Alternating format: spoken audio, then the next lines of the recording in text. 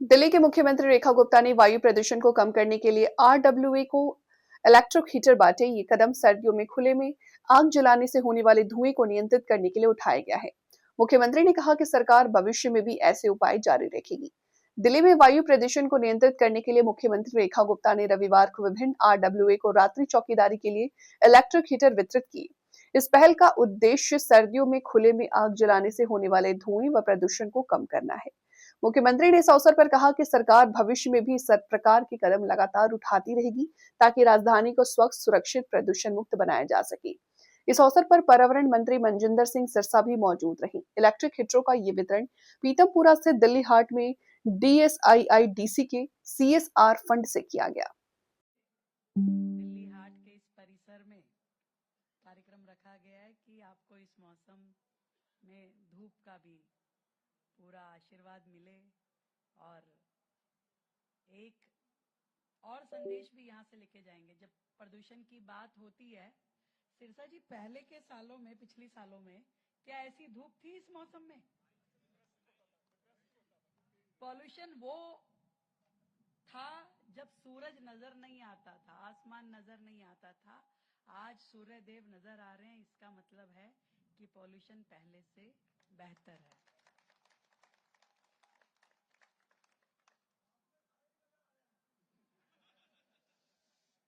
वो तो आपने देखे होंगे। मुझे बड़ी खुशी इस बात की है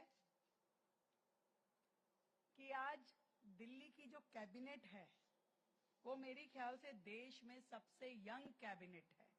मेरे सभी मंत्री पूरी शक्ति के साथ, पूरी ताकत के साथ आदरणीय नरेंद्र मोदी जी के विजन को पूरा करने के लिए दिन रात टीम वर्क के रूप में मेरे साथ काम करते हैं।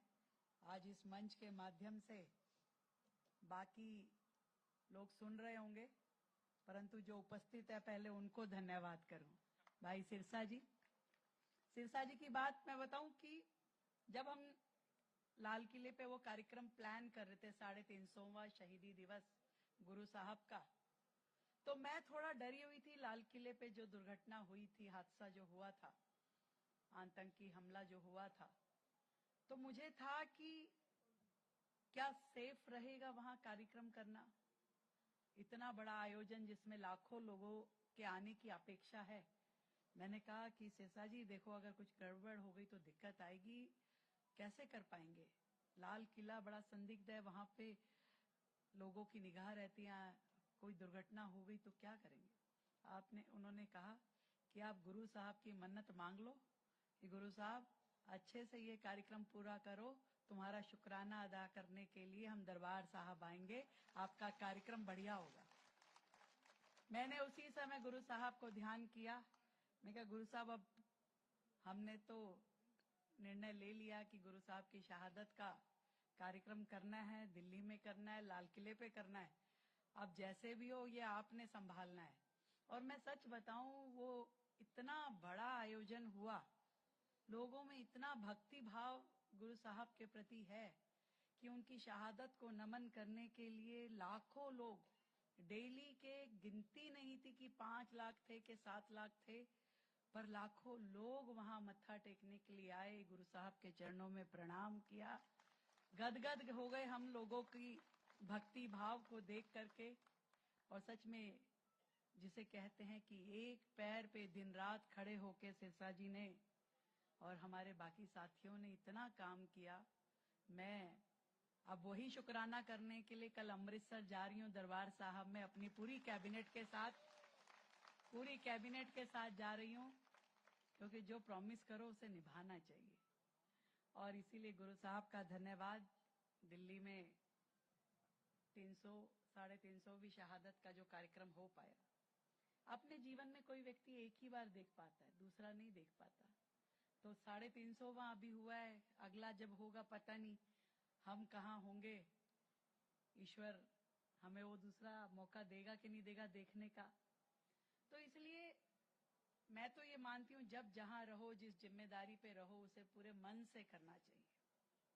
और आज दिल्ली की जनता ने जो हमें जिम्मेवारी दी है, आप सब ने जो जिम्मेवारी दी है, उसको निभाना हमारा परम कर्तव्य है। और इसीलिए दिल्ली की जनता के प्रति दायित्व और मेरी विधानसभा के प्रति मेरा दायित्व, मैं उन दोनों को ही पूरे तरीके से समझती हूं और इसीलिए पैरेलल चलाती हूं, दिल्ली का काम भी और विधानसभा का काम भी। आप सिरसा जी पता नहीं जितनी बार भी जाते हो, मेरी विधानसभा में हफ्ते में 3 दिन मैं इनके पास ही रहती हूं। मैं छोड़ना भी चाहूं तो ये छोड़ने नहीं देते, कैसे ही करके घुमा घुमा के यहाँ आना है वहां आना है, फिर कार्यक्रम है। उद्घाटन वगैरह नहीं करती ज्यादा, मैं उद्घाटन काम करा देती हूँ, वो अपने आप ही कर लेते हैं। ये उद्घाटनों में मेरे जाने की जरूरत नहीं है, काम कराने में मेरे जाने की जरूरत नहीं है।